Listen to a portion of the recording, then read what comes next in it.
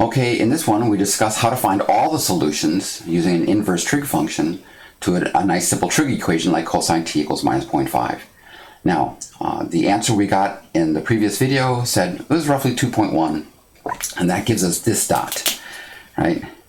Now, let me give you another one that works just as well that inverse trig doesn't give us, is minus 2.094395,102. Now, why does that work? Because this says go the exact same distance but clockwise instead of counterclockwise. That's the t value we would need to get to that exact point.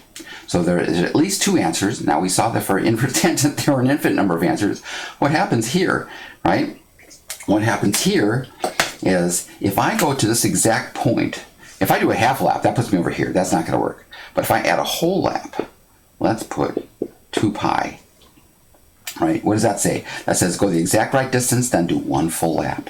Right? That works. What if I do 2 full laps? Yeah, I keep ending up at the same point. What if I do a whole lap backwards?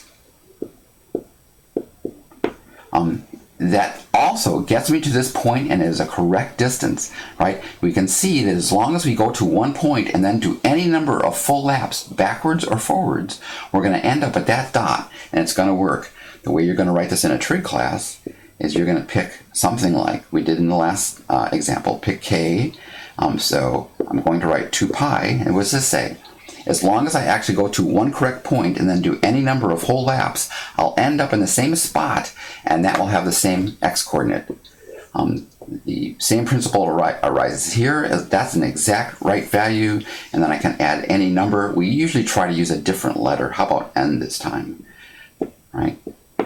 So for cosine, we can go forwards or backwards, and then once we're at the right point, we can do any number of whole laps. So this is the total number of solutions here.